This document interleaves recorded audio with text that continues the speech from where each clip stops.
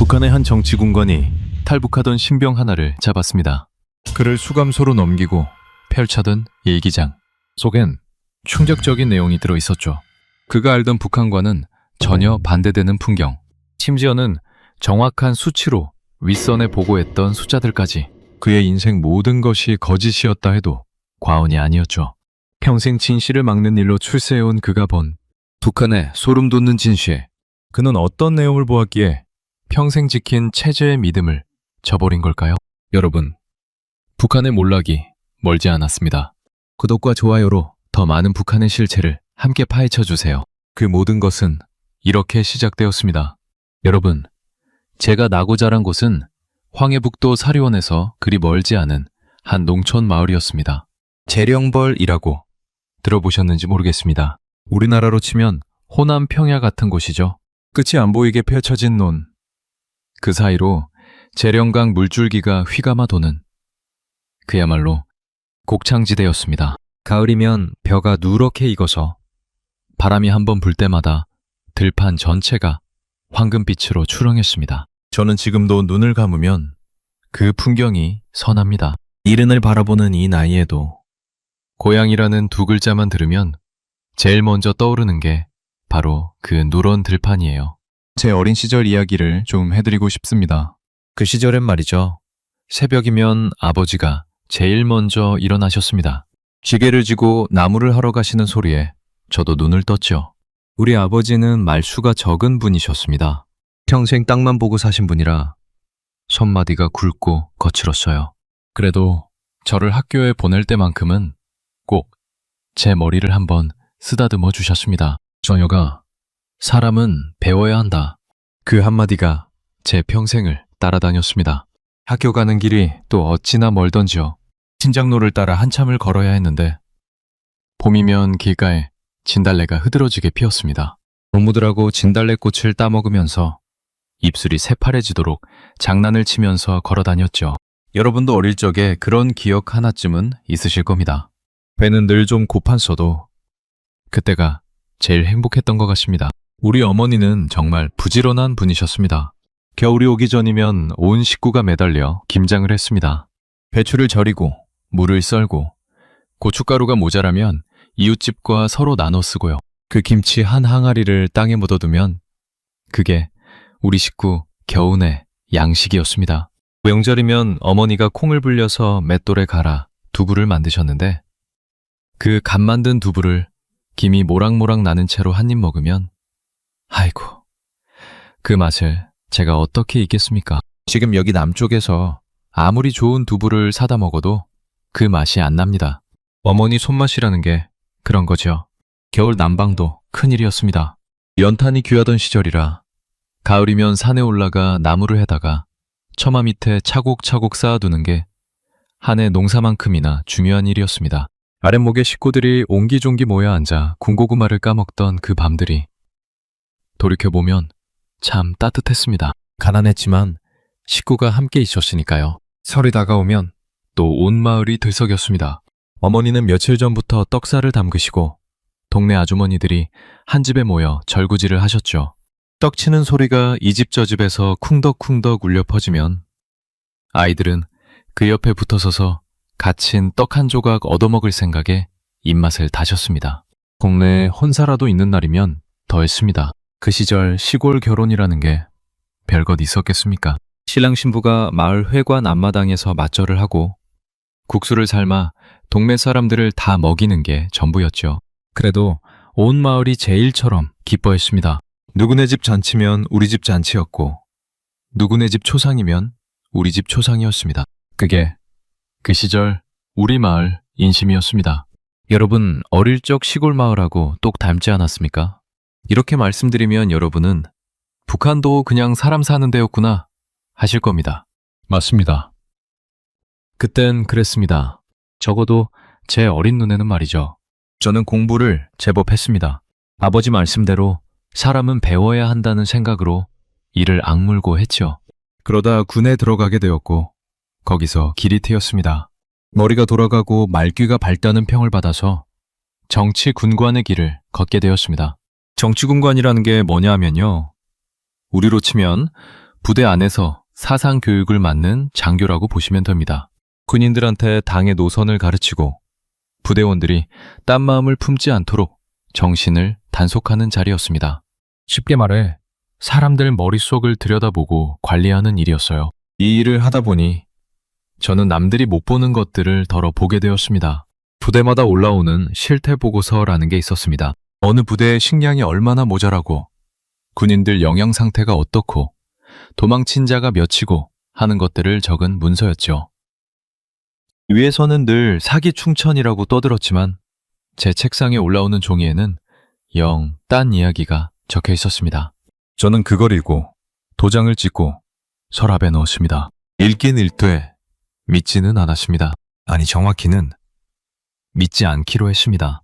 그게 마음이 편했으니까요. 그때는 그 차이가 얼마나 큰 죄인지 몰랐습니다. 그 시절 저는 솔직히 말씀드리면 출세했다고 생각했습니다. 용사꾼 아들이 장교가 되어 어깨에 별 아닌 별을 달았으니 동네에선 경사도 그런 경사가 없었죠. 아버지가 그 무뚝뚝한 얼굴로 처음이자 마지막으로 제 손을 꼭 잡으시던 게 그때였습니다.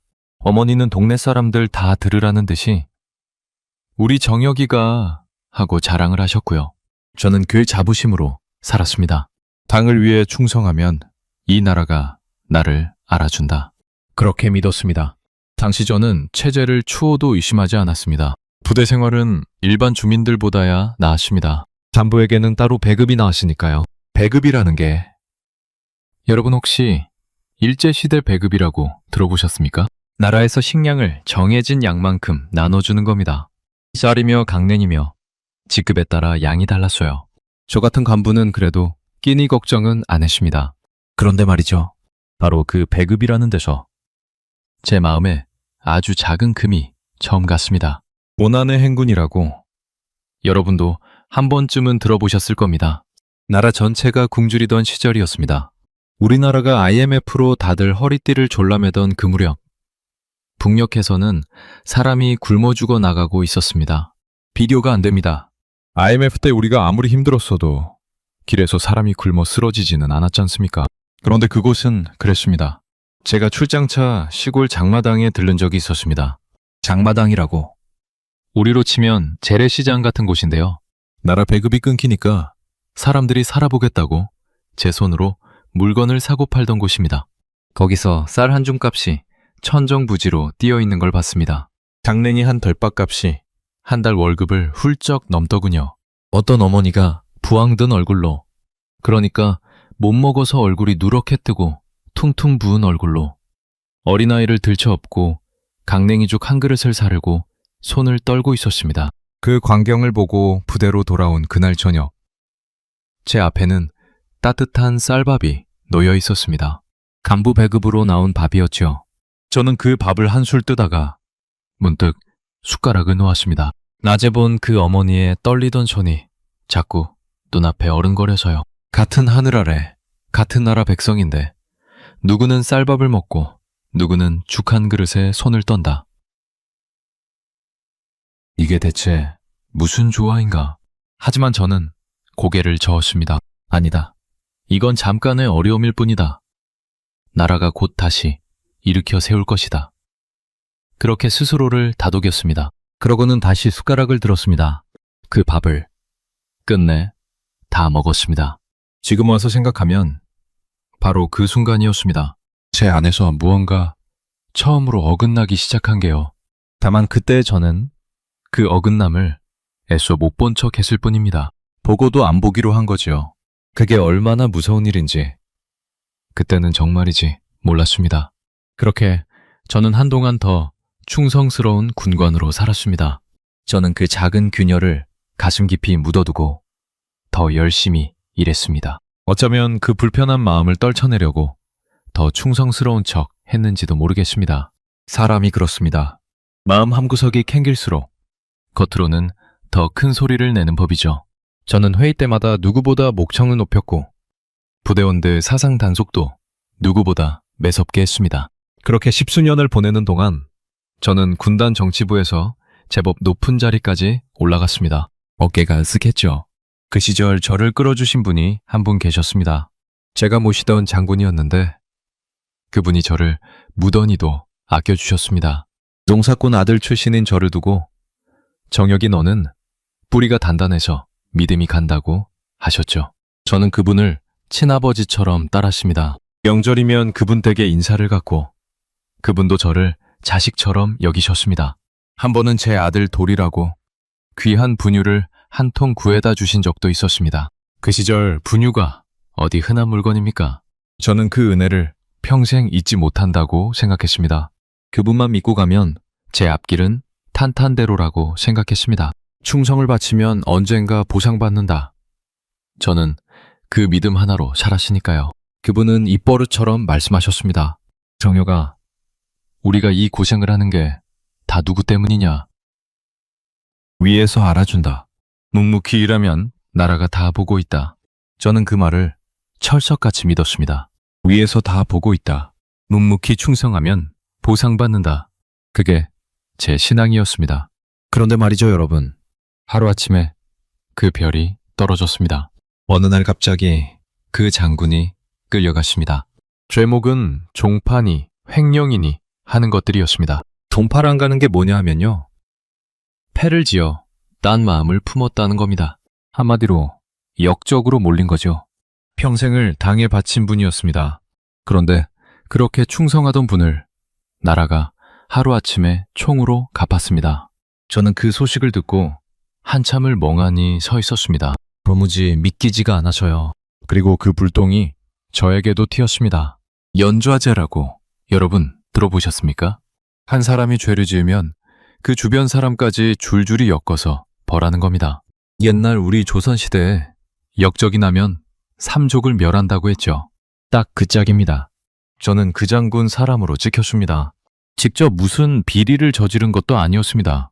그저 그자가 이상한 걸 알고도 보고하지 않았다. 그러니까 보고를 게을리했다는 죄목이 저에게 씌워졌습니다. 조사를 받는 며칠 동안 저는 정말이지 죽는 줄 알았습니다. 차디찬 방에 갇혀서 똑같은 질문을 수십 번씩 받았습니다. 너는 그자가 딴 마음 품은 걸 알았지? 알긴 뭘 합니까? 저는 그저 위에서 시키는 대로 도장 찍고 일했을 뿐인데요. 그런데 그 사람들은 제가 무슨 말을 해도 믿지 않았습니다. 제가 평생 다른 사람들한테 해온 일을 이제 제가 똑같이 당하고 있었던 겁니다. 가족들 얼굴이 자꾸 눈앞에 떠올랐습니다. 늙으신 부모님은 어찌 되나? 그 연세에 자식이 역적으로 몰렸다는 소리를 들으면 그 충격을 어찌 견디시나? 아내와 어린 아들은 또 어찌 되나? 제가 잘못되면 우리 식구 전부가 산골짜기 어디 수용소로 끌려가 평생 손가락질 받으며 살아야 했습니다. 죄 없는 처자식이 말입니다. 그 며칠 밤을 저는 한숨도 못 잤습니다. 천장을 보고 누워서 내가 무슨 잘못을 했길래 하고 수백 번을 되뇌었습니다. 그런데 아무리 생각해도 제가 한 일이라곤 그저 시키는 대로 충성한 것밖에 없었습니다. 다행이라고 해야 할까요? 저는 총살은 면했습니다. 대신 교양 차원의 강등이라는 처분을 받았습니다. 말이 교양이지. 실은 유배였습니다. 군사분계선 바로 앞, 그러니까 휴전선을 코앞에 둔 최전방 민경부대로 쫓겨난 겁니다. 민경부대라는 게 우리로 치면 휴전선을 지키는 경비부대라고 보시면 됩니다. 그 좋던 군단 정치부 자리에서 하루아침에 가장 춥고 가장 위험한 최전방으로 굴러떨어진 거죠. 여러분, 사람이 가장 비참할 때가 언제인지 아십니까? 가진 걸 잃었을 때가 아닙니다. 평생 믿었던 게 거짓이었다는 걸 알았을 때입니다. 저는 충성하면 보상받는다고 믿었습니다.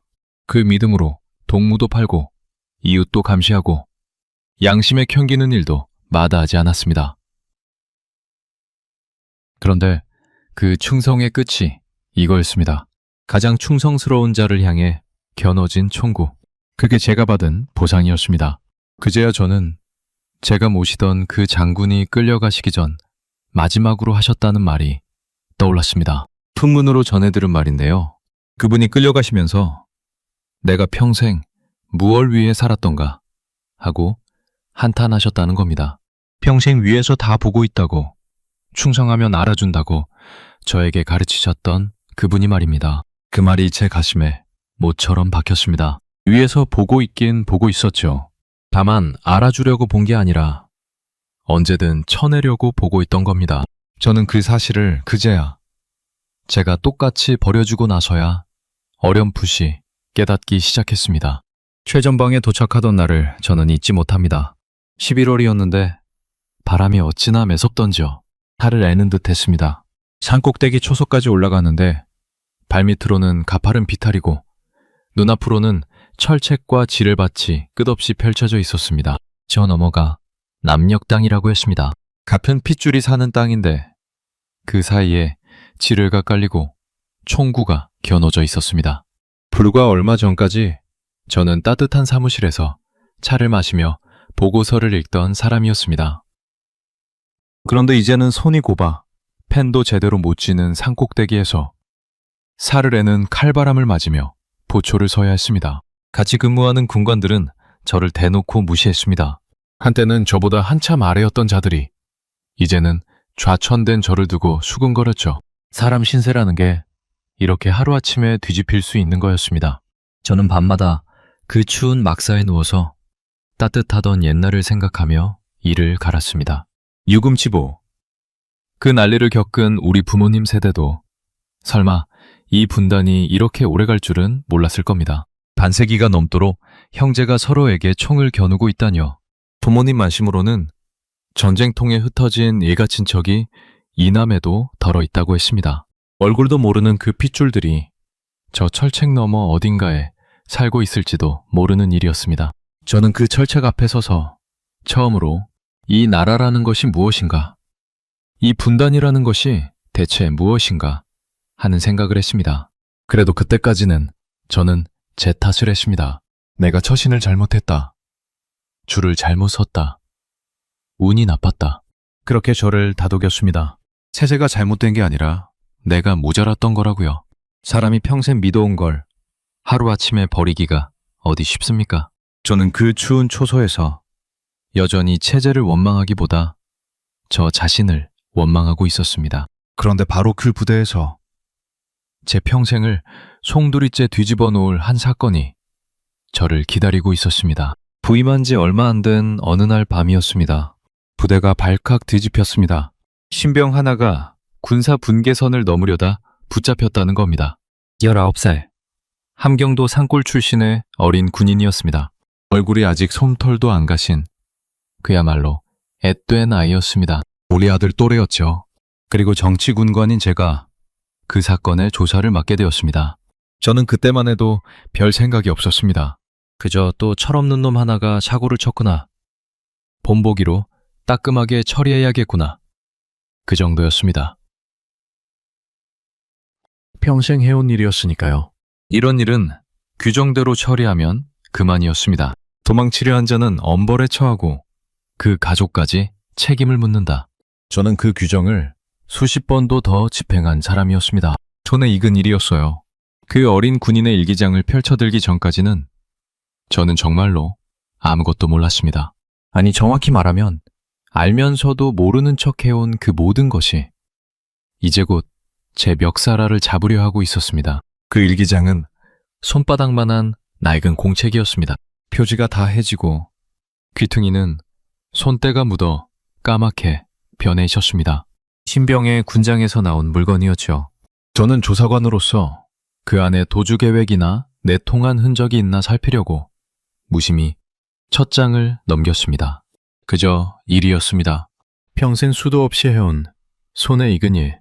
저는 그날 그 공책 한 권이 제 인생을 둘로 쪼개놓을 줄은 꿈에도 몰랐습니다. 첫 장에는 어머니 이야기가 적혀 있었습니다. 또박또박. 아직 글씨도 채 여물지 않은 그 어린 손글씨로요. 어머니가 또 종일 굶으셨다. 외목시라며 강냉이 한 줌을 자꾸 내 쪽으로 미신다. 어머니, 제발 좀 잡수시라요. 저는 그 대목에서 잠깐 손을 멈췄습니다. 어딘가 낯익은 풍경이었거든요. 제 어머니도 그러셨으니까요. 당신은 굶으면서 자식 입에 한 술이라도 더 넣어주려던 그 마음. 어느 어머니가 안 그러겠습니까? 장을 넘길수록 저는 점점 숨이 막혀왔습니다. 그 아이의 고향 마을이 어떤 곳인지가 적혀 있었습니다. 함경도 어느 산골이었는데 협동농장 알곡을 다 바치고 나면 정작 농사 지은 사람들 손에는 아무것도 안 남는다고 했습니다. 가을 거지를 해도 식구들은 봄이 오기 전에 양식이 떨어졌습니다. 풀뿌리를 캐고 나무 껍질을 벗겨 죽을 쑤어 먹었다고 했습니다. 옆집 노인은 그 겨울을 못 넘기고 돌아가셨고 앞집 갓난아이도 젖이 안 나와 굶어 죽었다고요. 약이라는 건 구경도 못했답니다. 그 아이 동생이 열병이 났는데 약 하나를 못 구해서 그냥 끙끙 앓다가 나았다는 겁니다. 그 시절 그곳에서는 약 하나를 구하는 게 하늘의 별 따기였습니다. 병이 나면 그저 운명에 맡기는 수밖에 없었어요. 그런데 그 비참한 일기 속에도 가슴이 따뜻해지는 대목이 있었습니다. 그 아이가 적기를 굶다 정말 죽을 것 같던 어느 날 옆집 아주머니가 몰래 강냉이 한 줌을 가져다 주셨다는 겁니다. 당신 식구들 먹을 것도 모자랄 텐데요. 이건 우리끼리 비밀이다. 들키면 큰일 난다. 하면서 부엌 문틈으로 슬쩍 밀어넣고 가셨답니다. 그 강냉이로 며칠을 버텼다고요. 여러분, 사람이 아무리 굶주려도 이렇게 서로 나누는 정이 있었습니다. 위에서는 서로 감시하고 고발하라 들볶았지만 아래 것들끼리는 그래도 몰래 서로 살리고 있었던 겁니다. 그 인심이, 그 이웃정이, 그 지옥 같은 땅을 그나마 버티게 한 마지막 끈이었습니다. 일기 마지막 장에는 이렇게 적혀 있었습니다. 군대에 가면 배는 굳지 않는다더니 여기도 똑같다. 어머니는 집에서 굶고 계실 텐데 차라리 내가 남쪽으로 넘어가서 돈이라도 벌어 붙이면 어머니를 살릴 수 있지 않을까. 죽더라도 한번 해보자. 저는 그 공책을 든 채로 한참을 그 자리에 앉아 있었습니다. 여러분, 그때 제 머릿속에서 무슨 일이 벌어졌는지 아십니까? 그 일기 속 이야기가, 그 굶주림의 풍경이, 그 마을의 참상이 저한테는 처음 듣는 이야기가 아니었습니다. 저는 그 모든 걸 이미 알고 있었습니다. 몇 해 전 제가 군단 정치부에서 잘 나가던 그 시절 제 책상 위로는 전국 각지의 실태 보고서가 올라왔습니다.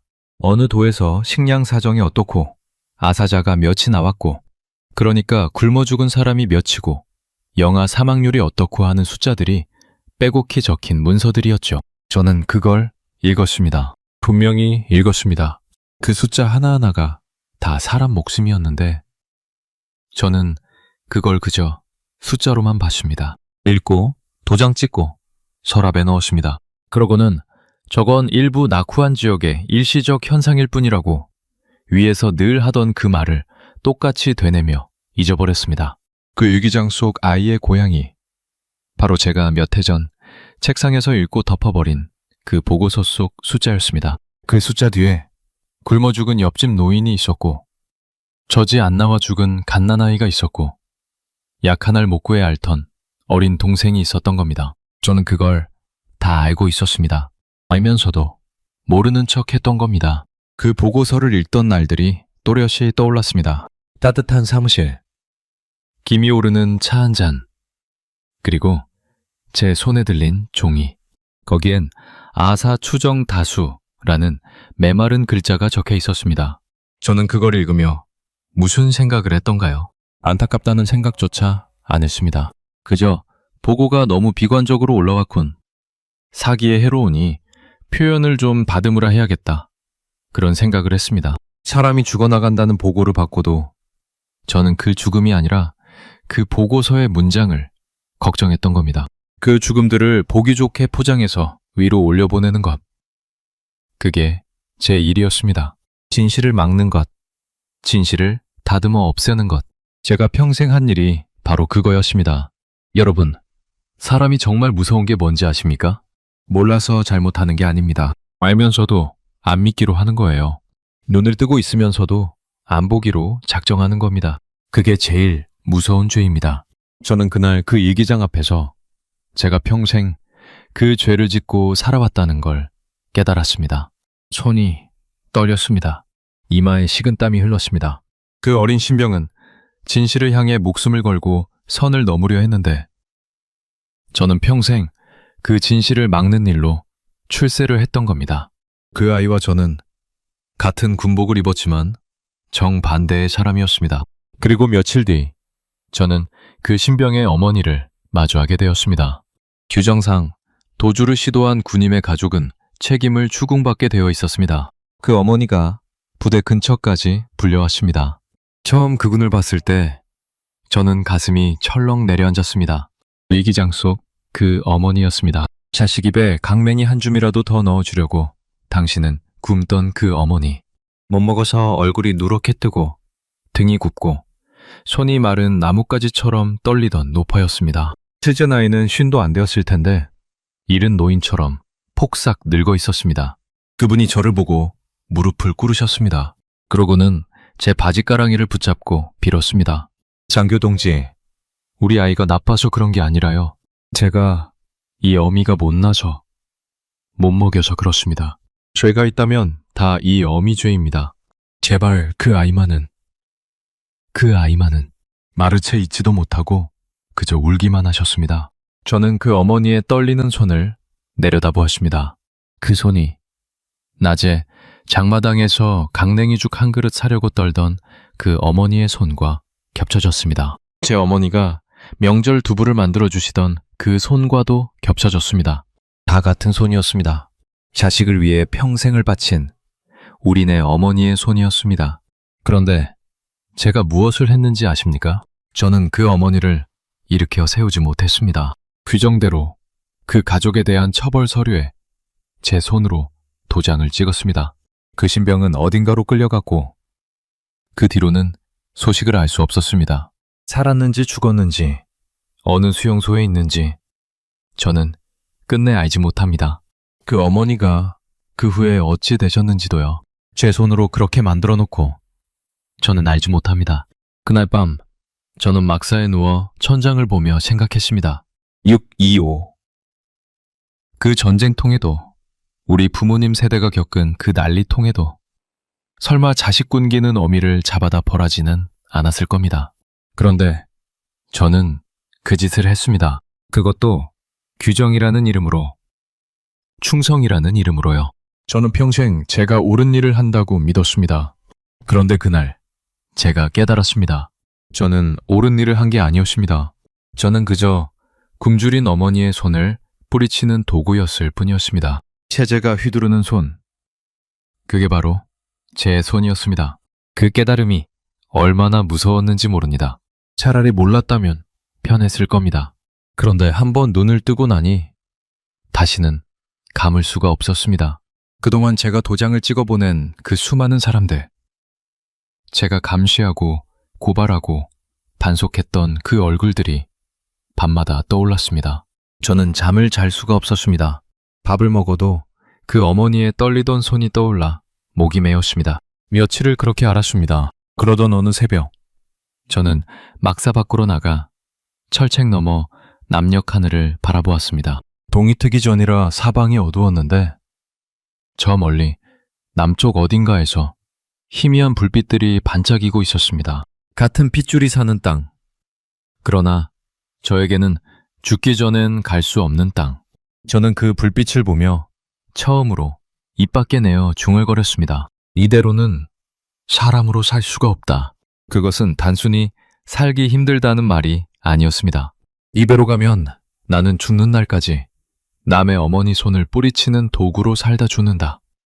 그러느니 차라리 사람답게 죽는 길을 찾자. 그런 마음이었습니다. 제 안에서 무언가가 평생 단단히 잠가두었던 빗장이 그날 새벽 소리도 없이 풀려버렸습니다. 빗장이 풀리고 나니 세상이 달라 보였습니다. 같은 철책이고 같은 초소인데 전과는 전혀 다르게 보였습니다. 전에는 그저 내가 지켜야 할 경계선이었던 것이 이제는 내가 넘어야 할 마지막 벽으로 보이기 시작했습니다. 한번 그런 마음이 들고 나니 도무지 돌이킬 수가 없었습니다. 사람 마음이라는 게 참 무섭습니다. 한쪽으로 기울기 시작하면 뚝이 터지듯 걷잡을 수가 없어요. 결정적인 계기가 하나 더 있었습니다. 그 신병에 끌려간 뒤 부대 안에서 소문이 돌았습니다. 그 아이가 어느 정치범 수용소로 보내졌다는 둥, 이미 잘못되었다는 둥, 말들이 무성했죠. 정확한 건 아무도 몰랐습니다. 다만 한 가지는 분명했습니다. 그 아이는 다시는 돌아오지 못한다는 것. 그리고 그 어머니 역시 자식을 그렇게 보내고 무사하지 못했으리라는 것. 그 소식을 전해 듣던 날, 저는 문득 깨달았습니다. 그게 남의 일이 아니라는 걸요. 한 번 찍힌 자는 끝까지 쫓긴다. 저는 이미 좌천으로 한 번 찍힌 몸이었습니다. 언제든 아주 사소한 트집 하나로 저도 그 신병처럼 어딘가로 끌려갈 수 있었습니다. 그리고 그렇게 되면 죄 없는 제 처자식까지 함께 끌려가는 겁니다. 가만히 있는다고 안전한 게 아니었습니다. 이 땅에서는 가만히 있어도 언제 화가 닥칠지 모르는 거였어요. 저는 그날 죽을 각오로 마음을 정했습니다. 넘자. 사람으로 죽기 위해서라도 저 선을 넘자. 그런데 여러분, 여기서 제 가슴이 찢어지는 일이 시작됩니다. 저는 혼자 넘어야 했습니다. 제 처자식은 고향 쪽에 살고 있었고 저는 최전방에 묶여 있었습니다. 가족을 이 군사 분계선까지 데려온다는 건 애초에 불가능한 일이었습니다. 군인 가족이 최전방 경계 지역에 얼씬거리는 것부터가 의심을 살 일이었고 설령 데려온다 한들 그 험한 지르밭과 철책을 늙은 부모와 아내, 아들이 어떻게 넘겠습니까? 다 같이 넘으려다가는 다 같이 죽는 길이었습니다. 결국 살 길은 하나뿐이었습니다. 저 혼자 넘는 것, 가족을 두고 가는 것. 이 결정이 얼마나 사람을 미치게 하는지 겪어보지 않은 분은 모르실 겁니다. 자유를 얻겠다고, 사람답게 살겠다고 마음먹은 그 순간, 그 대가로 제일 사랑하는 사람들을 버려야 한다니요. 제가 넘고 나면 남은 가족이 어찌 될지는 불보듯 뻔했습니다. 원좌제라는 게 그런 거니까요. 저는 며칠 밤을 또 뜬 눈으로 세웠습니다. 차라리 넘지 말까? 그냥 이대로 입 다물고 가족 곁에서 죽은 듯이 살까? 수백 번을 망설였습니다. 그런데 또 생각해보면 가만히 있는다고 가족이 안전한 것도 아니었습니다. 어차피 저는 찍힌 몸, 언젠가 화가 닥치면 어차피 다 함께 끌려가는 거였습니다. 그러느니 차라리 제가 먼저 자유의 땅에 가서 언젠가 가족을 데려올 길을 찾는 게 낫지 않겠나. 그게 만분의 1이라도 가능성이 있는 길 아니겠나. 그렇게 저는 스스로를 납득시켰습니다. 사실은 그래야만 그 죄책감을 견딜 수 있었던 거죠. 마음을 정하고 나니 이제 길을 찾아야 했습니다. 그리고 여기서 제 평생의 직업이 처음으로 저를 살리는데 쓰이게 됩니다. 여러분, 생각해 보십시오. 저는 그 군사 분계선을 지키던 사람이었습니다. 어디에 지뢰가 묻혀 있고, 어느 길목이 비어 있고, 순찰이 몇 시에 어디를 도는지, 초소의 시야가 어디까지 닿고, 어디가 사각지대인지. 그걸 누구보다 잘 아는 사람이 바로 저였습니다.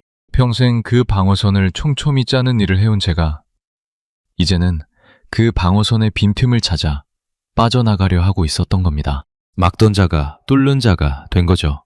저는 방어선 점검이라는 명목으로 지형을 다시 살폈습니다. 누구도 의심하지 않았습니다. 정치군관이 경계태세를 점검하는 거야. 당연한 일이었으니까요. 저는 낮에는 점검하는 척하며 지뢰가 묻힌 자리와 묻히지 않은 좁은 길목을 머릿속에 새겼습니다.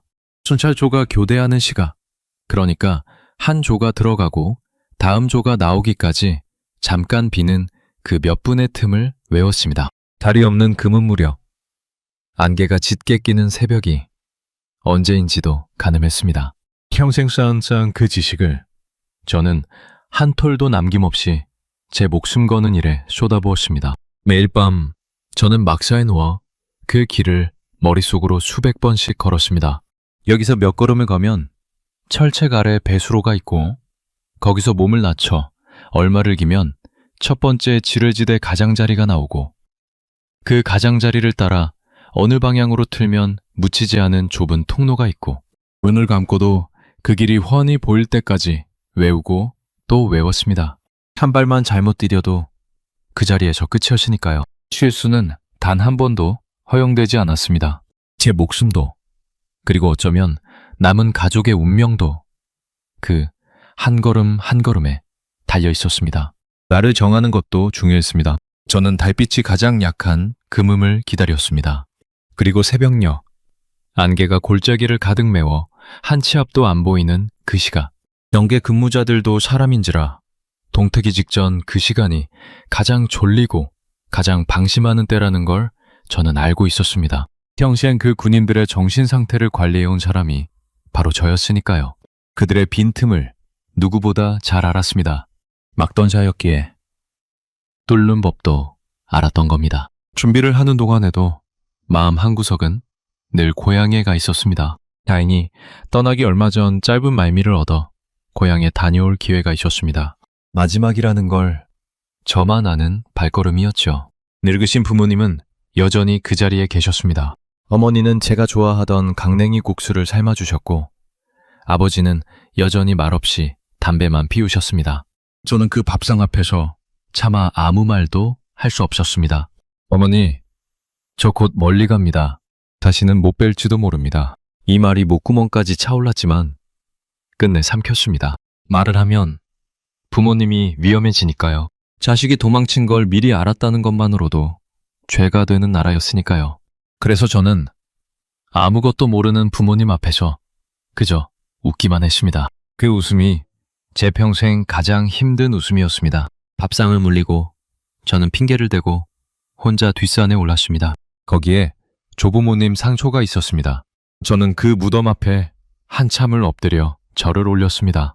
할아버지, 할머니, 못난 손자가 이 땅을 떠납니다. 부디 남은 식구들을 굽어 살펴주십시오. 눈물이 흙바닥에 뚝뚝 떨어졌습니다. 그러고는 내려오는 길에 저는 고향 마을을 멀찍이 서서 한참을 바라보았습니다. 어린 시절 진달래를 따먹던 그 신장로, 누렇게 익어가던 그 들판, 어머니가 두부를 만들던 그 부엌, 그 모든 것을, 다시는 못 볼 그 모든 것을 저는 눈 속에 꾹꾹 눌러 담았습니다.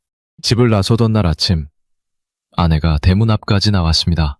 아내는 제가 무슨 큰일을 앞두고 있다는 걸 어렴풋이 눈치챈 듯 했습니다. 여자의 직감이라는 게 무섭더군요. 아무 말도 안 했는데 제 손을 꼭 잡더니 이러는 겁니다. 여보, 몸 조심하세요. 무슨 일이 있어도 사람만 계세요. 그 말에 저는 그만 무너질 뻔했습니다. 그 손은 시집와서 평생 고생만 한 손이었습니다. 마디가 굵고 거칠어진 그 손을 저는 마지막으로 꼭 쥐었다가 놓았습니다. 고등학생이던 아들 녀석은 아직 자고 있었습니다. 저는 방문을 살짝 열고 잠든 아들의 얼굴을 한참 들여다보았습니다. 어릴 적 제 무릎에 앉아 별 이야기를 해달라 조르던 그 아이가 어느새 저보다 키가 컸습니다. 깨우지 못했습니다. 깨우면 제가 떠나지 못할 것 같아서요. 저는 머리맡에 놓인 아들의 낡은 학용품을 보다가 작은 만년필 하나를 슬쩍 제 주머니에 넣었습니다. 언젠가 제가 아들에게 선물했던 이제는 잉크도 다 마른 그 펜을요.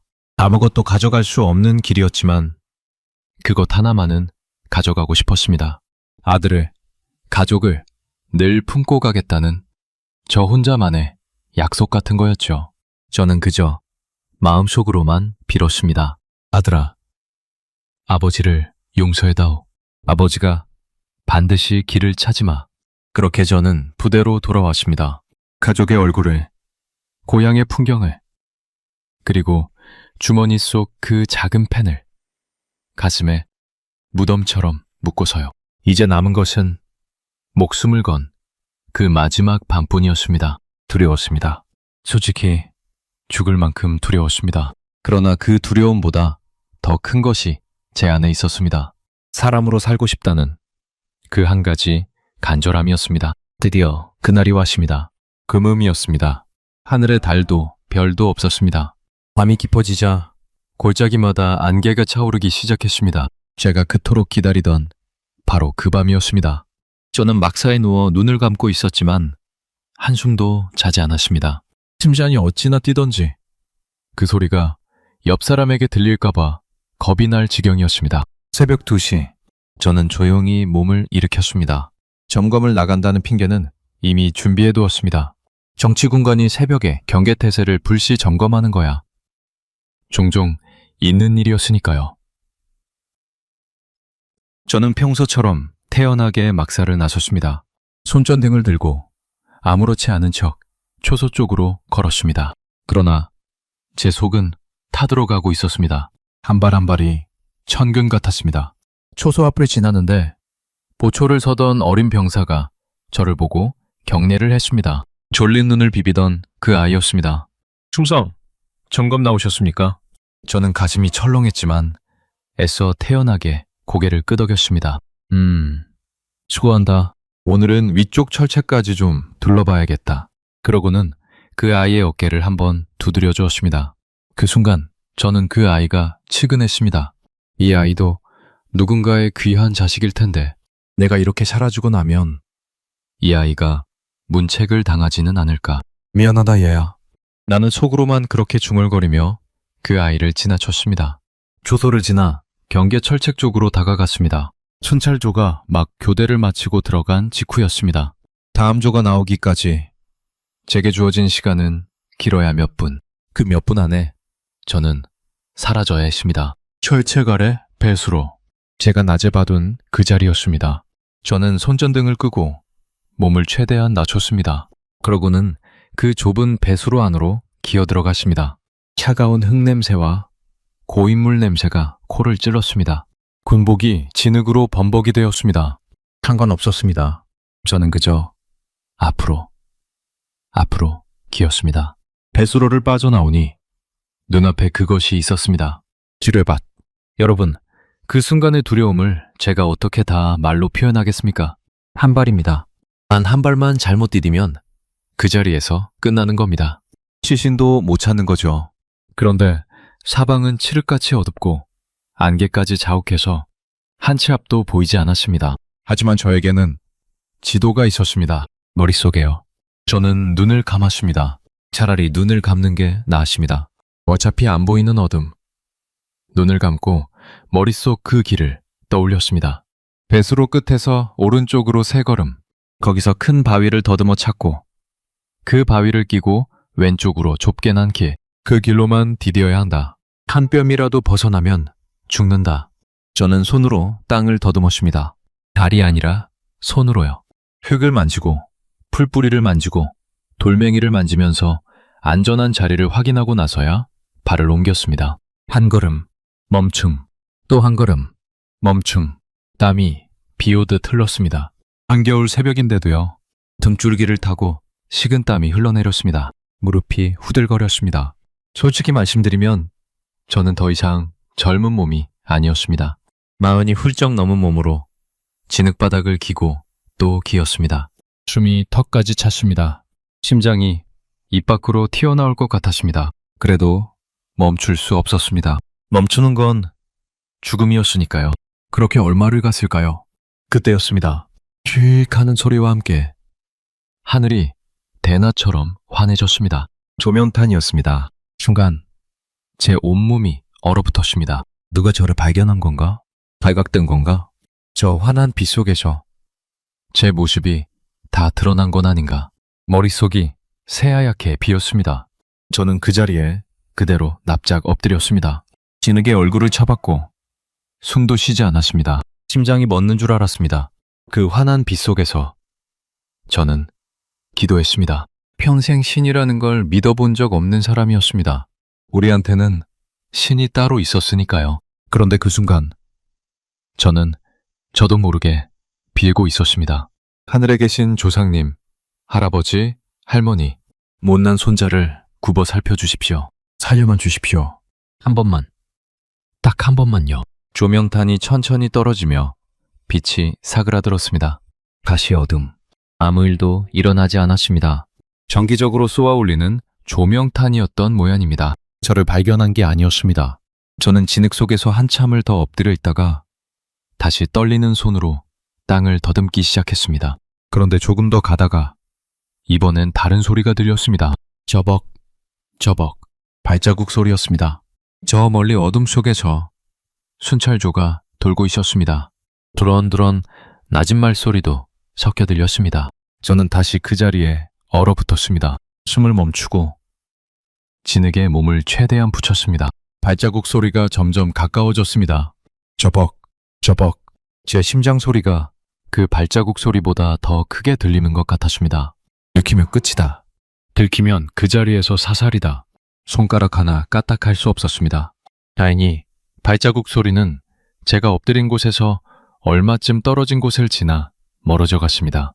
그들은 정해진 길로만 돌았고 저는 그 길에서 벗어난 지점에 있었으니까요. 그 길을 누구보다 잘 아는 사람이 저였기에 저는 그 길을 피해 엎드릴 수 있었던 겁니다. 발자국 소리가 완전히 사라지고 나서야 저는 참았던 숨을 토해냈습니다. 온몸이 사시나무 떨리듯 떨렸습니다. 가족들 얼굴이 떠올랐습니다. 아내의 거친 손, 잠든 아들의 얼굴, 말없이 담배만 피우시던 아버지, 강냉이 국수를 삶아주시던 어머니, 그 얼굴들이 어둠 속에서 저를 끌어당기는 것 같았습니다. 살아야 한다. 저들을 위해서라도, 저들을 언젠가 데려오기 위해서라도 나는 살아서 저 선을 넘어야 한다. 얼마나 더 기었는지 모르겠습니다. 시간 감각이 사라졌습니다. 온몸이 진흙과 땀과 피로 범벅이 되었습니다. 손톱이 흙을 파다가 다 갈라졌습니다. 그래도 저는 기었습니다. 그러다 문득 손끝에 무언가 닿았습니다. 작은 푯말 같은 것. 저는 그것을 더듬어 만져보았습니다. 그리고 깨달았습니다. 군사분계선, 그 선이었습니다. 남과 북을 가르는 그 보이지 않는 선, 평생 제가 지키던, 그리고 이제 제가 넘으려는 그 선이 바로 거기 있었습니다. 저는 그 선 앞에서 잠시 멈췄습니다. 이 선을 넘으면 저는 다시는 돌아갈 수 없습니다. 고향도, 부모도, 아내도, 아들도, 그 모든 것을 등지는 겁니다. 그러나 동시에 이 선을 넘으면 저는 처음으로 사람이 됩니다. 도구가 아니라 사람이요. 저는 이를 악물었습니다. 그리고 그 선을 넘었습니다. 남쪽 땅에 첫 손을 짚었을 때 저는 그만 울컥했습니다. 같은 흙인데, 같은 차가운 새벽 흙인데 이상하게 달랐습니다. 그러나 안심하기엔 일렀습니다. 아직 끝이 아니었으니까요. 저는 또 다른 지뢰밭 위에 있었습니다. 이번엔 제가 모르는 지뢰밭, 남쪽의 지뢰밭이었습니다. 그리고 저 앞 어딘가에는 저를 적으로 알고 총을 겨눌지도 모르는 또 다른 군인들이 있었습니다. 진짜 시련은 어쩌면 지금부터였습니다. 선을 넘었다고 끝이 아니었습니다. 오히려 더 큰 사투가 저를 기다리고 있었습니다. 북쪽 지뢰밭은 그래도 제가 아는 땅이었습니다. 어디가 위험하고 어디가 안전한지 머릿속에 들어있었죠. 그런데 남쪽 땅은 저에게는 백지나 마찬가지였습니다. 어디에 지뢰가 묻혀 있는지, 어디로 가야 하는지 아무것도 알 수 없었습니다. 그저 한 발 한 발이 또다시 목숨을 건 도박이었습니다. 게다가 동이 트기 시작했습니다. 어둠이 제 편이었는데 그 어둠이 걷히고 있었습니다. 안개도 서서히 옅어졌습니다. 날이 밝으면 저는 사방에 훤히 드러납니다. 북쪽 초소에서 저를 발견하면 등 뒤에서 총알이 날아올 것이고 남쪽 초소에서 저를 발견하면 또 그 앞에서 총알이 날아올 겁니다. 저는 그야말로 양쪽에서 총구가 겨눠진 사이에 끼어 있었습니다. 진토의 양난이라는 말이 딱 그 짝이었습니다. 저는 우선 몸을 숨겼습니다. 키 작은 덤불 뒤에 납작 엎드려서 숨을 고르며 생각했습니다. 어떻게 해야 하나? 어떻게 해야 저들에게 내가 적이 아니라는 걸 알릴 수 있나? 엎드린 채로 저는 잠시 제가 넘어온 쪽을 돌아보았습니다. 안개 너머로 제가 평생 살았던 그 땅이 희미하게 보였습니다. 불과 몇 시간 전까지 제가 군복을 입고 서 있던 그 산자락, 부모님이, 아내가, 아들이 잠들어 있을 그 땅.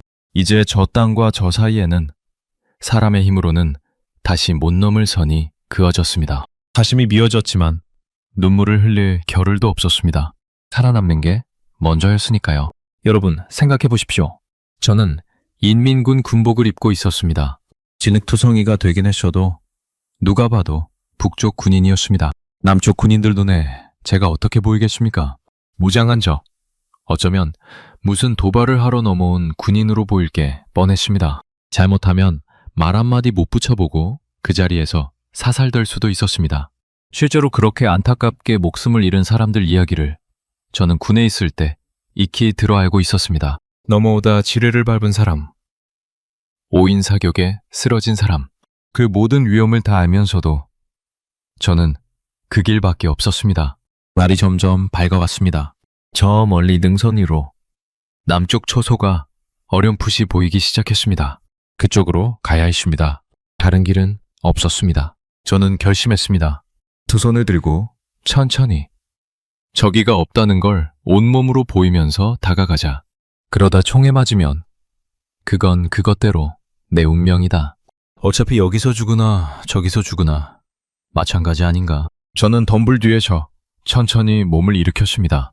그리고 두 손을 머리 위로 번쩍 들었습니다. 무기가 없다는 걸, 빈손이라는 걸 보이려고 손바닥을 활짝 펴 보였습니다. 그러고는 한 발 한 발 남쪽 초소를 향해 걸어 나갔습니다. 그 백걸음이 제 평생 가장 길고 무서운 걸음이었습니다. 지뢰가 밟힐까 두려웠습니다. 등 뒤에서 북쪽 총알이 날아올까 두려웠습니다. 앞에서 남쪽 총알이 날아올까 두려웠습니다. 그 세 가지 두려움을 한꺼번에 짊어지고 저는 걸었습니다. 손을 든 팔이 후들거렸습니다. 다리가 풀려 자꾸 주저앉으려 했습니다. 그래도 저는 손을 내리지 않았습니다. 손을 내리는 순간 저들이 저를 적으로 오해할 테니까요. 멈춰! 손 들어! 움직이지 마! 남쪽에서 고함 소리가 터져 나왔습니다. 그 소리를 듣는 순간 저는 그 자리에 우뚝 멈춰 섰습니다. 그리고 이상하게도 무서움과 함께 어떤 뭉클함이 밀려왔습니다. 왜인지 아십니까? 그 고함이 우리말이었기 때문입니다. 똑같은 우리말, 억양은 조금 달랐지만 분명히 제가 알아들을 수 있는 우리말이었습니다. 총을 겨눈 적인데 그 적이 저와 똑같은 말을 쓰고 있었습니다. 같은 핏줄이 같은 말을 쓰면서 서로에게 총을 겨누고 있는 겁니다. 이게 우리 민족의 비극이구나. 그 절체절명의 순간에 저는 그런 생각을 했습니다. 저는 떨리는 목소리로 그러나 또박또박 외쳤습니다. 저는 귀순하러 왔습니다. 무기 없습니다. 쏘지 마십시오. 저는 인민군 군관입니다. 귀순합니다. 긴 침묵이 흘렀습니다. 저쪽에서 저를 어떻게 처리할지 의논하는 듯 했습니다. 그 몇 분이 몇 시간처럼 느껴졌습니다. 저는 두 손을 든 채로 숨도 제대로 못 쉬고 그들의 다음 말을 기다렸습니다. 이윽고 남쪽 군인들이 저에게 다가왔습니다. 총구는 여전히 저를 향한 채였습니다. 그들은 저를 땅에 엎드리게 하고 몸을 샅샅이 수색했습니다. 무기가 있나, 폭탄을 숨겼나 확인하는 거였죠. 그럴만했습니다. 그들 입장에서는 제가 무슨 짓을 할지 모르는 적이었으니까요. 저는 순순히 그들이 하라는 대로 했습니다. 반항할 생각도 힘도 없었습니다. 그저 살았다는 안도감과 앞으로 어찌 될지 모른다는 불안이 한꺼번에 밀려왔습니다. 처음으로 남쪽 군인의 얼굴을 가까이서 봤을 때 저는 또 한 번 마음이 복잡했습니다. 그 군인은 제 아들과 비슷한 또래 앳된 청년이었습니다. 잔뜩 긴장한 얼굴로 저를 노려보고 있었죠. 그런데 그 얼굴이 영락없는 우리 민족의 얼굴이었습니다. 북에 두고 온 제 아들과 어딘가 닮은 구석도 있었습니다. 적으로 만났지만 어찌 적이라 하겠습니까? 우리는 그저 갈라진 땅에서 서로 다른 군복을 입게 된 같은 핏줄일 뿐이었습니다. 그들은 저를 일으켜 어디론가 데려갔습니다. 눈을 가리고 차에 태웠습니다. 저는 어디로 가는지도 모른 채 실려갔습니다. 두렵기도 했지만 한편으로는 묘한 안도가 들었습니다. 적어도 지금 이 순간 저는 살아있었으니까요. 양쪽에서 겨눠지던 그 총구 사이를 살아서 빠져나왔으니까요. 차 안에서 누군가 저에게 물 한 병을 건네십니다. 저는 그 물을 받아 단숨에 들이켰습니다. 며칠을 제대로 못 먹고 못 마신 몸이었습니다. 그 물이 어찌나 달던지요. 그러고는 누군가 담요를 제 어깨에 둘러주었습니다. 진흙과 땀으로 범벅이 된 적군 군복을 입은 저에게요. 말은 없었지만 그 작은 손길에 저는 코끝이 시큰했습니다. 아, 사람 사는 땅이구나. 여기는 사람을 사람으로 대하는 땅이구나. 차가 한참을 달려 어느 건물에 도착했습니다. 그곳에서 저는 따뜻한 물로 몸을 씻을 수 있었습니다. 며칠 만에 씻어보는 거였습니다. 진흙과 핏물이 배수구로 흘러내려가는 걸 보면서 저는 묘한 기분이 들었습니다. 제 몸에 들러붙어 있던 그 지긋지긋한 것들이 그제야 조금씩 떨어져 나가는 것 같았거든요. 깨끗한 옷도 한 벌 받았습니다. 인민군 군복을 벗고 그 옷으로 갈아입을 때 저는 잠시 손이 떨렸습니다. 평생 입고 살던 그 군복을, 그 충성의 상징을 이제 영영 벗는구나 싶어져요.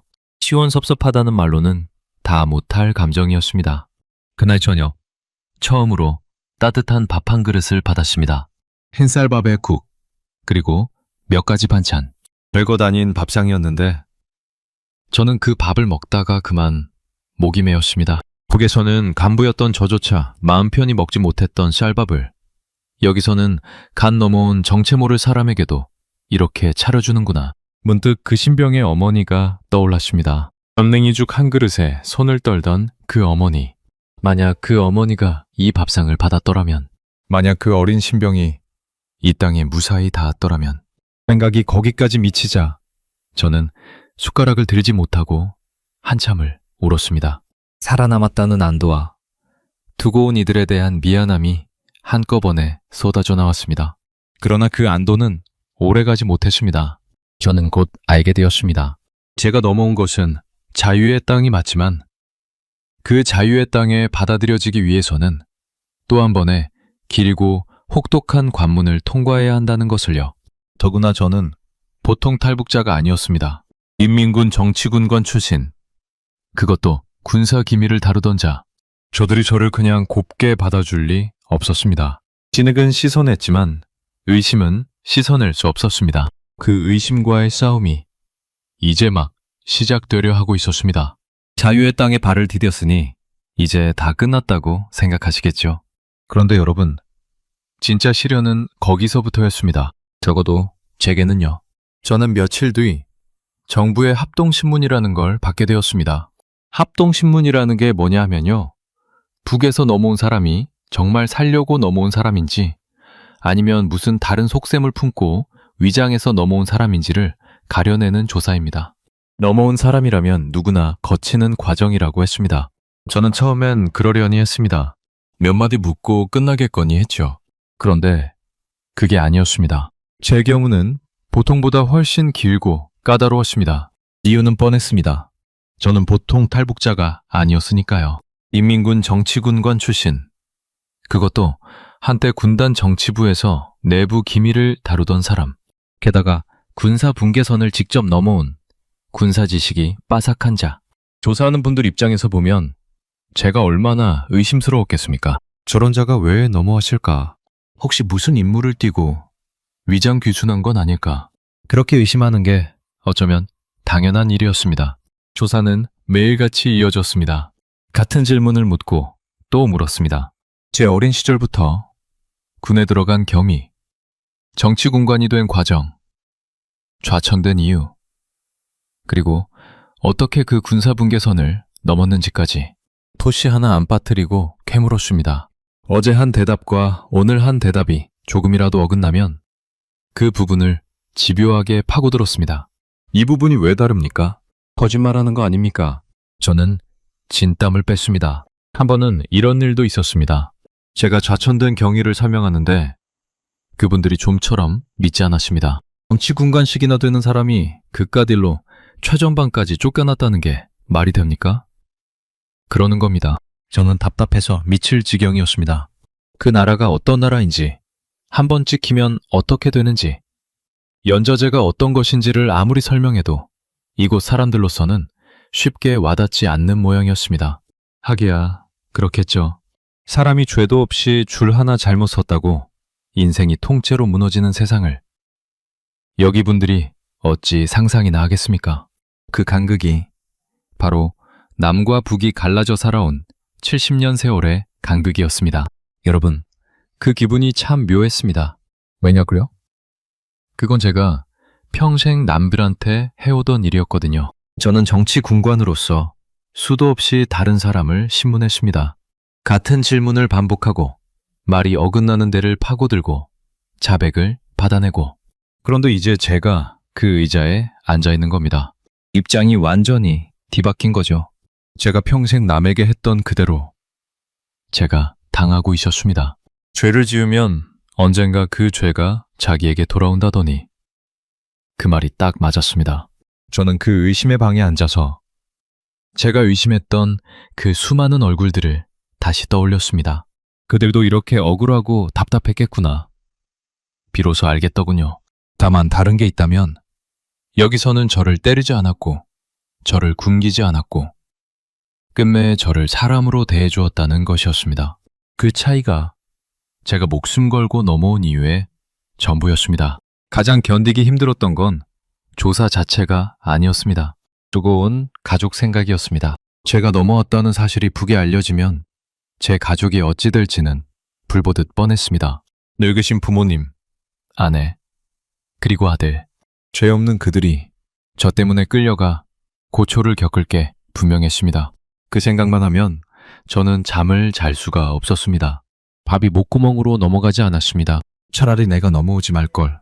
차라리 그냥 거기서 입 다물고 살걸.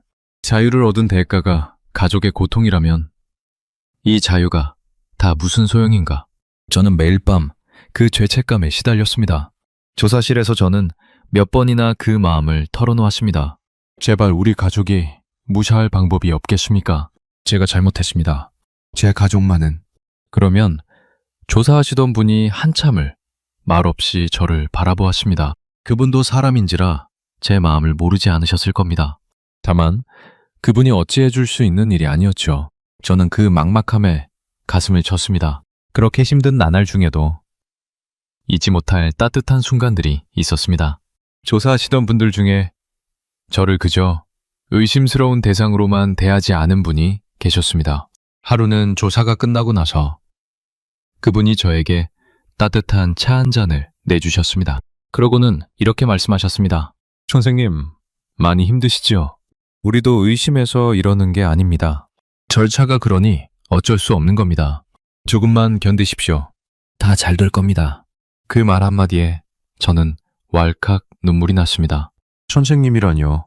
북에서 넘어온 적군 출신인 저를 그분은 선생님이라고 불러주셨습니다. 사람 대접을 해주신 겁니다. 또 한 번은 제가 며칠을 통 못 먹는 걸 보시고는 정착을 돕는 한 분이 따로 죽을 끓여다 주셨습니다. 고향 음식만은 못해도 이거라도 좀 드세요. 그 죽 한 그릇이 어머니가 끓여주시던 그 죽처럼 따뜻했습니다. 저는 그제야 알았습니다. 의심은 절차일 뿐이고 그 절차 너머에는 같은 민족을 품으려는 마음이 있다는 것을요. 저들은 저를 시험하고 있었지만 동시에 저를 받아들일 준비를 하고 있었던 겁니다. 밤마다 저는 주머니 속에 고이 간직한 그 작은 만년필을 꺼내 만지작거렸습니다. 아들의 그 낡은 펜이요. 그것을 손에 쥐고 있으면 가족이 곁에 있는 것 같았습니다. 신을 믿어본 적 없는 저였지만 그 펜을 쥐고 매일 빌었습니다.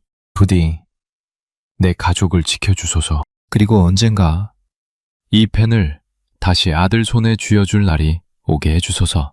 그 간절한 기도가 그 힘든 나날을 버티게 한 힘이었습니다. 조사는 길었습니다. 몇 주가 몇 달이 지나갔습니다. 그러나 거짓이 없으면 진실은 결국 드러나는 법입니다. 제 이야기에는 처음부터 끝까지 거짓이 없었습니다. 제가 한 말, 제가 살아온 길, 제가 넘어온 경위가 하나하나 사실로 확인되었습니다. 마침내 저를 향하던 그 의심의 눈초리가 거두어졌습니다. 어느 날 조사하시던 분이 환한 얼굴로 저에게 오셨습니다. 선생님, 조사가 다 끝났습니다. 이제 사회로 나가실 수 있습니다. 대한민국 국민이 되시는 겁니다. 그동안 정말 고생 많으셨습니다. 대한민국 국민. 그 말을 듣는 순간 저는 다리에 힘이 풀려 그 자리에 주저앉을 뻔했습니다. 평생 적이라고 배웠던 그 나라의 국민이 된다니. 그토록 목숨을 걸고 넘어온 그 선 너머의 땅에서 마침내 사람으로 받아들여진다니. 기쁘면서도 한편으로는 두고 온 가족 생각에 마음이 무너졌습니다. 나만 이렇게 사람이 되어도 되는 건가? 나만 이렇게 살아남아도 되는 건가? 그러나 저는 마음을 다잡았습니다. 살아남아야 한다. 살아남아서 두고 온 가족을 위해 무엇이든 해야 한다. 그것이 먼저 떠나온 자의 도리였습니다. 조사를 마치고 나니 곧 하나원이라는 곳으로 가게 된다고 했습니다. 하나원이라는 게 북에서 온 사람들이 남쪽 사회에 적응하는 법을 배우는 일종의 학교 같은 곳이라고 했습니다. 거기서 몇 달간 교육을 받으면 비로소 진짜 사회로 나가 제 발로 살아갈 수 있다는 거였습니다. 그 이야기를 들으니 문득 아버지 말씀이 떠올랐습니다. 소녀가 사람은 배워야 한다.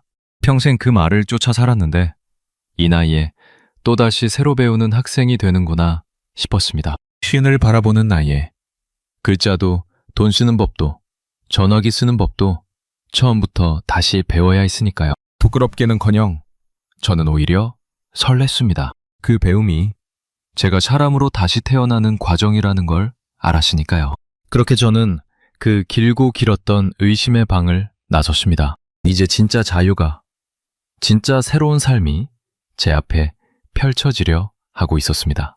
제가 처음으로 한국 땅을, 그러니까 자유로운 사회를 제 두 발로 디딘 날을 저는 평생 잊지 못합니다. 하나원에서의 교육을 마치고 드디어 세상으로 나오던 날이었습니다. 작은 임대 아파트 한 채를 얻어 그 문을 처음 열고 들어섰을 때 저는 한참을 멍하니 서 있었습니다. 제 집, 누구의 감시도 받지 않는 온전히 제 것인 공간, 평생 처음 가져보는 거였습니다. 북에서는 집도 직장도 다 나라가 정해주는 것이었으니까요. 저는 그 작은 방 한가운데 서서 어린아이처럼 눈물을 흘렸습니다. 여러분, 그 무렵 저를 가장 놀라게 한 게 뭔지 아십니까? 거창한 게 아니었습니다. 첫째는 밤에도 불이 꺼지지 않는다는 거였습니다. 북에서는 전기가 귀해서 밤이면 온 동네가 칠흑같이 어두웠습니다. 그러다 여기는 한밤중에도 거리가 대낮처럼 환했습니다. 그리고 집 앞에 24시간 문을 여는 가게가 있었습니다. 한밤중에 아무 때나 가도 먹을 게 산더미처럼 쌓여 있는 겁니다. 저는 처음에 그게 믿기지가 않아서 한밤중에 일부러 그 가게에 가본 적도 있습니다. 정말로 문이 열려 있고 정말로 물건이 가득했습니다. 강냉이죽 한 그릇에 손을 떨던 그 어머니가 그 신병이 떠올라서 저는 그 환한 가게 앞에서 또 한참을 울었습니다. 둘째는 큰 시장에 갔을 때였습니다.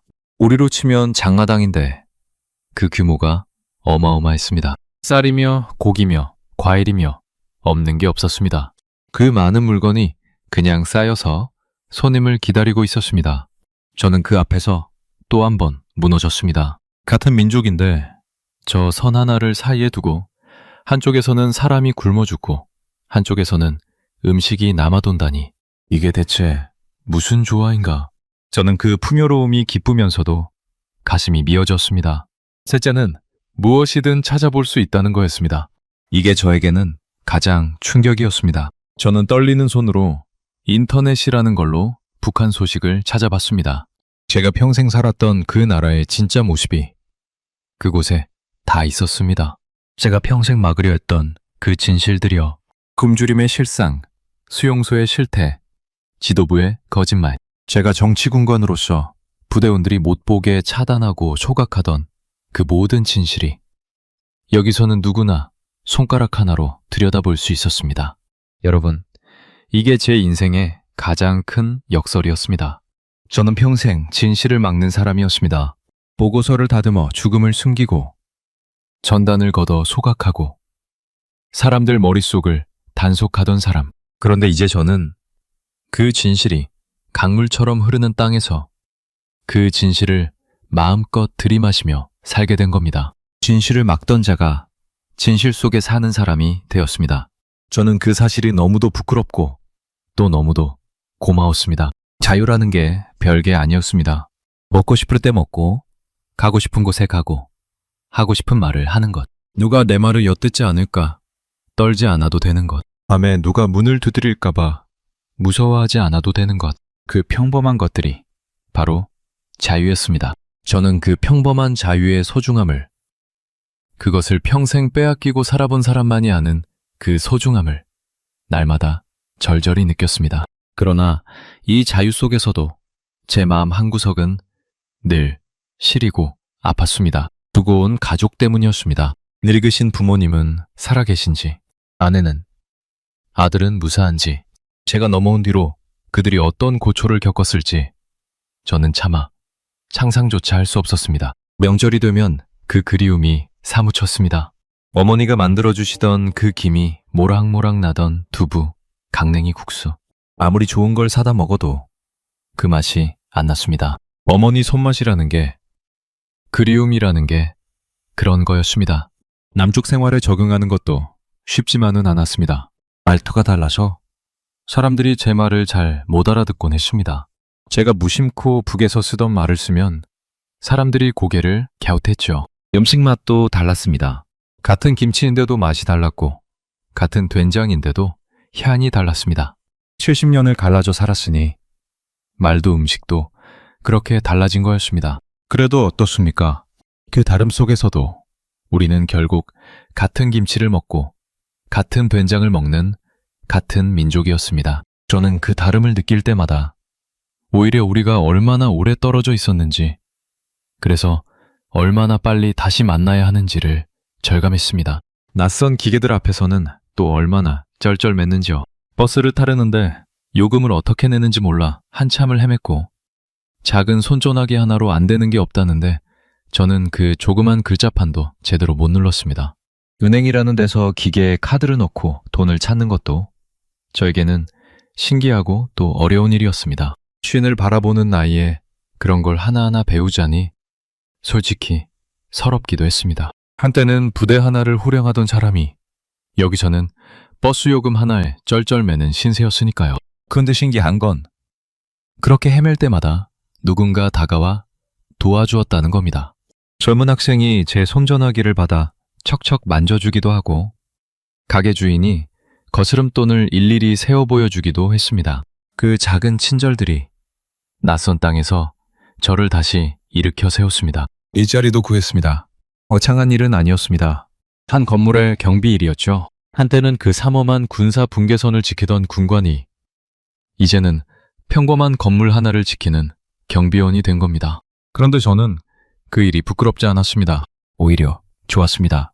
누구를 감시하는 게 아니라 지키는 일, 누구를 처벌하는 게 아니라 인사를 나누는 일이었으니까요.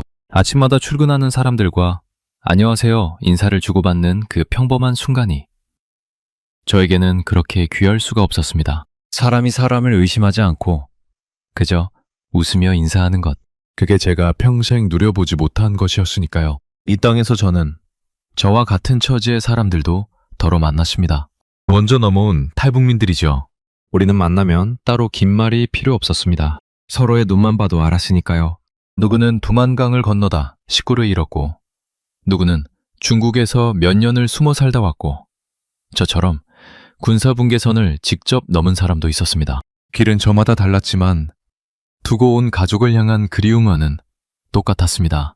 우리는 명절이면 함께 모여 고향 음식을 만들어 먹으며 북에 두고 온 이들을 위해 말없이 술 한 잔을 따라 놓곤 했습니다. 그 자리에서 저는 비로소 외롭지 않았습니다. 같은 아픔을 가진 이들이 곁에 있다는 것이 그렇게 큰 위로가 되는 줄 그때 처음 알았습니다. 저는 지금도 그 작은 만년필을 간직하고 있습니다. 아들의 그 낡은 펜이요. 목숨을 걸고 그 지뢰밭을 길 때도, 의심의 방에서 밤을 지새울 때도 늘 제 곁에 있던 그 펜. 잉크가 다 말라서 글씨부 안 써지는 펜이지만 저에게는 세상 그 무엇보다 귀한 보물입니다. 저는 가끔 그 펜을 손에 쥐고 아들에게 편지를 씁니다. 붙일 수 없는 편지를요. 아들아, 아버지는 잘 있다. 너도 부디 무사하거라. 아버지가 너를 한시도 잊은 적이 없다. 그렇게 쓰다 보면 마치 아들이 곁에 있는 것 같습니다. 언젠가, 정말 언젠가 이 펜을 다시 아들 손에 쥐어줄 날이 올까요? 저는 그날을 꿈꾸며 오늘도 살아갑니다. 이제 저는 제 남은 삶을 무엇에 바칠지 정했습니다. 진실을 전하는 일입니다. 제가 평생 막으려 했던 그 진실을 이제는 제 입으로 전하는 일이요. 이렇게 여러분께 제 이야기를 들려드리는 것도 그 일의 하나입니다.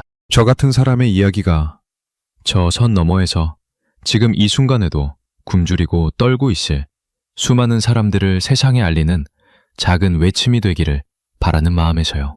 한때 진실을 거두어 불태우던 손으로 이제는 진실을 세상에 퍼뜨리고 싶습니다. 그것이 제가 그 신병에게, 그 어머니에게, 제가 도장을 찍어보낸 그 수많은 얼굴들에게 바칠 수 있는 단 하나의 속죄라고 믿습니다. 여러분, 저는 분단의 아픔을 온몸으로 겪은 사람입니다. 같은 핏줄에게 총을 겨누고 같은 말을 쓰는 사람을 적으로 만났습니다. 그 선을 넘느라 사랑하는 모든 것을 던졌습니다. 그래서 저는 그 누구보다 간절히 바랍니다. 통일을요. 거창한 이념이나 정치가 아니라 그저 헤어진 가족이 다시 만나는 것, 어머니가 끓여주신 두부를 다시 먹어보는 것, 고향의 그 누런 들판을 다시 밟아보는 것, 그 소박한 소원이 저에게는 통일입니다.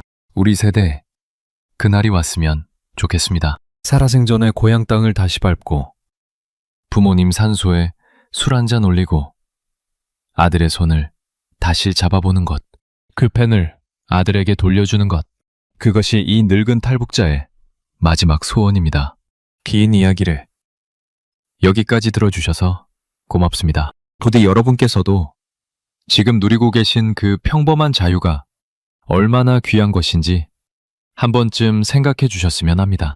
그리고 저 선 너머에 우리와 똑같이 울고 웃는 사람들이 살고 있다는 것을 잊지 말아 주셨으면 합니다.